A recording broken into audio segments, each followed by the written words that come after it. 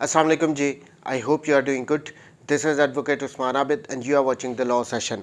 हम land revenue act पढ़ रहे हैं। इसमें आज हम चैप्टर नंबर 7 स्टार्ट करेंगे। ये असेसमेंट से रिलेटेड है। देखिए, land revenue act main purpose ये है इस एक्ट को बनाने का कि जो भी ज़राई ज़मीन होगी उससे गवर्नमेंट ने टैक्स कलेक्ट करना है। लेकिन वो टैक्स कितना कलेक्ट करना है उसके लिए पहले उसको असेस किया जाता है, उसका तखमीना लगाया जाता है कि इस ज़मीन से इतना टैक्स लिया जाएगा। सो ये यहाँ पे असेसमेंट के तरीके बताए गए हैं। इस चैप्टर में 2 तरीके हैं, एक जनरल असेसमेंट और एक special assessment. So let's start with section 57, assessment of land revenue. Sub section 1 कहता है all land to whatever purpose applied and wherever situate is liable to payment of land revenue to government। कि जो भी ज़मीन है, चाहे वो जहाँ पे भी है, जो भी ज़रूरी ज़मीन है उस वो गवर्नमेंट को लैंड रेवेन्यू पे उससे किया जाएगा। एक्सेप्ट, अब इस सेक्शन में बेसिकली ये बता रहे हैं कि कौन कौन सी ऐसी लैंड्स हैं जो कि एग्जेम्प्ट हैं। अच्छा, अब इसमें जो पहली ज़मीन वो बता रहे हैं, ए such land as has been wholly exempted from that liability by special contract with government or by the provisions of any law for the time being in force। यहाँ पे कह रहे हैं कि या तो कोई एक ऐसी लैंड है जिसके रिगार्डिंग गवर्नमेंट के साथ कोई स्पेशल कॉन्ट्रैक्ट किया गया है कि यहाँ से लैंड रेवेन्यू इस लैंड की रिगार्डिंग पे नहीं किया जाएगा, वो ज़मीन एग्जेम्प्ट होगी। या किसी भी कानून में अगर किसी लैंड को एग्जेम्प्ट किया गया है तो वो लैंड एग्जेम्प्ट होगी। क्लियर वर्ड्स में, अगर गवर्नमेंट के साथ किसी लैंड के रिगार्डिंग कोई स्पेशल कॉन्ट्रैक्ट है या कोई लॉ कह रहा है तो फिर वो एग्जेम्प्ट होगी। B such land as is included in village site. ऐसी लैंड जो कि विलेज साइड में आ गई हों उनसे भी वसूल नहीं किया जाएगा लैंड रेवेन्यू। शामला दे कब्रिस्तान, स्कूल, पार्क्स वगैरह, सो इनसे लैंड रेवेन्यू इनसे नहीं लिया जाता। फिर नेक्स्ट है such land as is included in cantonment limits. जो कैंटोनमेंट लिमिट्स में आ गई हैं वो भी ज़मीनें, उनसे नहीं वसूल किया जाएगा land revenue. D land on which property tax under the west Pakistan urban immovable tax act 1958 is payable. ऐसी लैंड जो कि अर्बन है, जो कि प्रॉपर्टी टैक्स अदा कर रही हैं इस प्रॉपर्टी टैक्स एक्ट 1958 के अंडर, उनसे भी लैंड रेवेन्यू वसूल नहीं किया जाता, वो एग्जेम्प्ट होती हैं। E waste and barren lands not under cultivation for a continuous period of not less than 6 years immediately before the date of notification of general assessment. देखिए, यहाँ पे ये कह रहे हैं कि ऐसी ज़मीनें वो भी एग्जेम्प्ट होंगी जो कि जिस दिन ये नोटिफिकेशन हुआ है जनरल असेसमेंट का, उससे 6 साल पहले से उन पे कोई काश्त नहीं की जा रही। वो वेस्ट लैंड है, वो बैरन है, बंजर है, उनसे बिल्कुल भी किसी किस्म का। लेकिन शर्त यहाँ पे ये रख दी है कि जब जनरल असेसमेंट होनी है ना, उससे 6 साल पहले से उन पे कोई काश्त ना हो रही हो तो वो भी एग्जेम्प्टेड है। आगे वो एक प्रोवाइज़ो भी दे रहे हैं इसमें, provided that where any waste and barren land is brought under cultivation at any time after the date of such notification. लेकिन अगर कोई ज़मीन, उसको ये जो नोटिफिकेशन किया गया कि जनरल असेसमेंट होने जा रही है, उसके बाद उसको कल्टीवेबल बनाया गया हो, उस पर काश्त की जा रही हो, provided that where any waste and barren land is brought under cultivation at any time after the date of such notification, such land shall not be liable to payment of land revenue for a period of 6 years from the date it is so brought under cultivation। इसमें ये कह रहे हैं, एक तो पहली बात तो क्लियर इन्होंने कर दी कि ऐसी बंजर और वेस्ट लैंड जो कि पिछले 6 साल से काश्त ना की जा रही हों, जिस दिन पे वो नोटिफिकेशन इशू किया गया है जनरल असेसमेंट का, सो उनसे नहीं, वो एग्जेम्प्टेड है, उनसे कोई लैंड रेवेन्यू कलेक्ट नहीं किया जाएगा। लेकिन साथ ही कह रहे हैं अगर वो नोटिफिकेशन हुआ है कि जी कल से स्टार्ट हो रही है यहाँ से जनरल असेसमेंट, उसके बाद उसको कल्टीवेट कर लिया गया है, वो काबिल काश्त बना ली गई है, तो अगले 6 साल तक भी उस पर कोई लैंड रेवेन्यू उससे कलेक्ट नहीं किया जाएगा for a period of 6 years from the date it is so brought under cultivation, यानी बेशक वो नोटिफिकेशन इशू हो गया कि जनरल हम असेसमेंट करने जा रहे हैं और उस पर कास्ट भी शुरू कर दी गई है, लेकिन अगले 6 साल के लिए वो एग्जाम्प्ट होगी। नंबर 2, अब सब सेक्शन 2 में बता रहे हैं कि ये किस तरह वसूल किया जाएगा। Land revenue shall be assessed in cash. इसकी जो असेसमेंट की जाएगी ये कैश की सूरत में की जाएगी, किसी और तरीके से नहीं कि कोई फसल ही दे दो, नहीं, ये कैश की सूरत में असेस किया जाएगा कि इतने पैसे इस स्टेट से लेने हैं as land revenue. Sub section 3, land revenue may be assessed a as a fixed annual charge payable in lump sum or by instalments, कि ये जो लैंड रेवेन्यू असेस किया जाएगा इसको पहली बात तो कैश की सूरत में असेस किया जाएगा, सेकंड वो कह रहे हैं इसको एनुअल बेसिस पे असेस किया जाएगा। आप इसको लमसम भी पे कर सकते हैं या इसकी इंस्टॉलमेंट्स में भी इसको पे कर सकते हैं। और B, in the form prescribed rates per acre or other units of area applicable to the area recorded as shown, matured or cultivated during any harvest or during any year। अब इसमें सिंपल सी बात ये कह रहे हैं कि पर एकड़ के हिसाब से वो उसका तखमीना लगाया जाएगा या फिर कोई और यूनिट वो बना दें, पर एकड़ के हिसाब से, या फिर कोई और भी वो यूनिट बना सकते हैं, उसके हिसाब से ये असेसमेंट की जाएगी। इसके साथ एक प्रोवाइजो भी ऐड की गई है, provided that land revenue shall not be assessed in the form of sliding scales varying annually according to market price of any agriculture produce prevailing during a specified period of the year. यहाँ पे proviso में simple words में ये कह रहे हैं कि ये जो हमने असेस करना है लैंड रेवेन्यू, ये मार्केट प्राइस के हवाले से हम नहीं करेंगे, मार्केट तो ऊपर नीचे होती रहती है, तो उस हिसाब से हमने इसको असेस नहीं करना।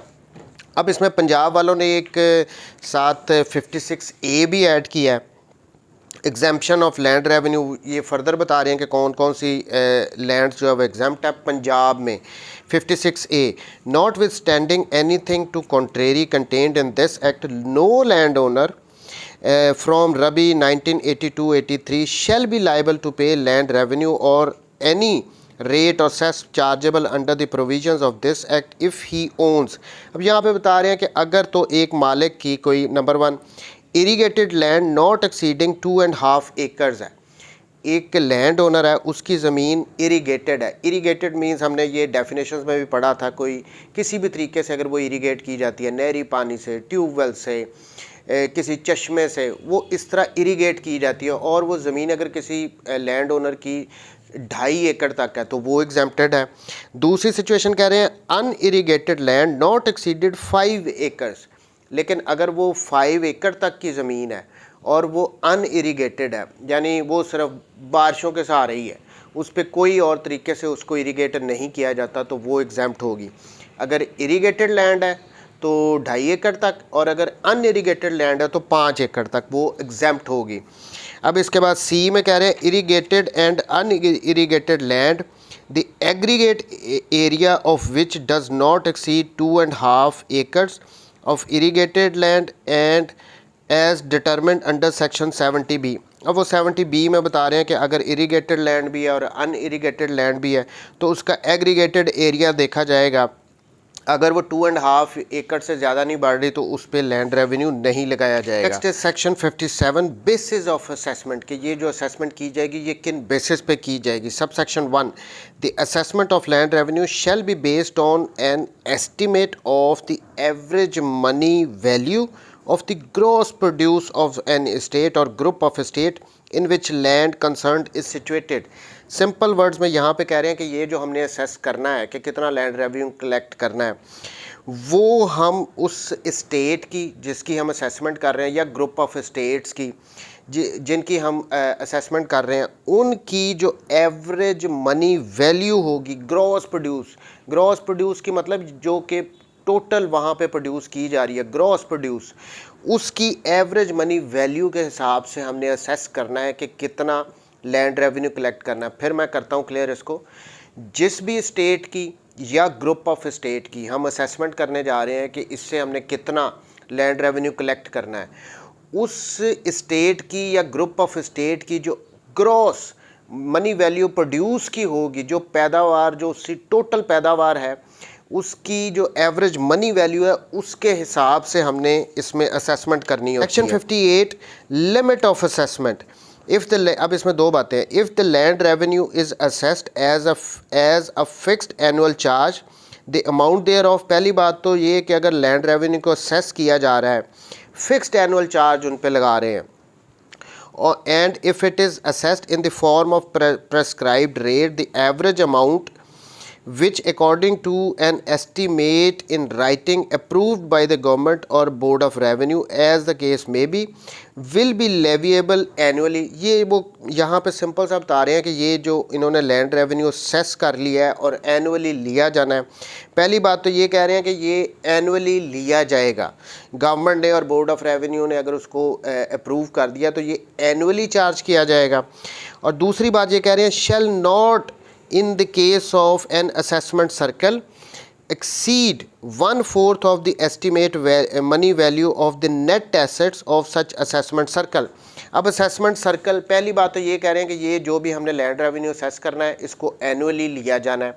दूसरी बात कह रहे हैं कि ये असेसमेंट सर्कल, अब ये असेसमेंट सर्कल क्या होता है, देखें असेसमेंट करने के लिए जो स्टेट है उनमें से हो सकता है कि अपनी आसानी के लिए दो या दो से ज़्यादा स्टेट्स को मिला के एक असेसमेंट सर्कल बना दिया जाए। फॉर इंस्टेंस हमारे इलाके में अगर गन्ने की पैदावार हो रही है, हर कोई गन्ने को ही काश्त कर रहा है, तो उनकी ऑब्वियसली उनकी एनुअल प्रोड्यूस, उनकी जो उससे इनकम है वो सेम लाइक होगी। तो असेस करने के लिए दो या दो से ज़्यादा मौजे स्टेट्स जिनमें एक किस्म की पैदावार है, एक किस्म की अर्निंग है, उनको मिला के असेस किया जाता है, इसको कहते हैं असेसमेंट सर्कल। भी एक किस्म की ज़मीनें हैं, एक किस्म की काश्त है, एक किस्म की प्रोड्यूस है, एक किस्म की अर्निंग है, उसको असेसमेंट सर्कल कहते हैं।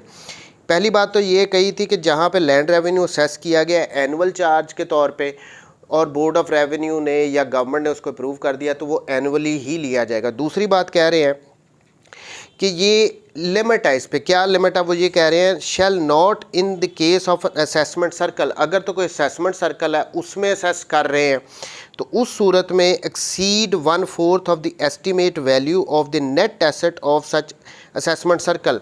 तो उस असेसमेंट सर्कल में जो नेट एसेट है उससे के 1/4 से ज़्यादा का लैंड रेवेन्यू नहीं लगाया जाएगा। अब ये नेट असेसमेंट क्या नेट एसेट क्या होंगे, ये भी हमने डेफिनेशन में पढ़ा था। देखें कोई भी ज़मीन है उसको काश्त करने के लिए ऑब्वियसली उस पर पैसे होते हैं, बीज का ख़र्चा होता है, उसको इरिगेट करने का ख़र्चा होता है, खादों के खर्चे होते हैं। ये कह रहे हैं कि जब एज असेसमेंट सर्कल के तौर पे दो या दो से ज़्यादा मौज़ों को मिला के हम असेस कर रहे हैं तो जो उस असेसमेंट सर्कल की नेट प्रोड्यूस होगी, यानी जो उसको मुनाफा बचेगा उसके 1/4 से ज़्यादा ये नहीं हो सकता। फिर देखें annually shall not in the case of assessment circle, अगर कोई असेसमेंट सर्कल है उसका हम असेस कर रहे हैं, exceed 1/4 of the estimate money value of the net asset of such assessment circle, उस असेसमेंट सर्कल की जो नेट एसेट होंगे उसके 1/4 से ज़्यादा का लैंड रेवेन्यू नहीं लगाया जा सकता। सिंपल सी बात थी, ये लिमिट उस पर कर दिया कि 1/4 से ज़्यादा का लैंड रेवेन्यू उनसे कलेक्ट नहीं किया जाएगा उस असेसमेंट सर्कल से।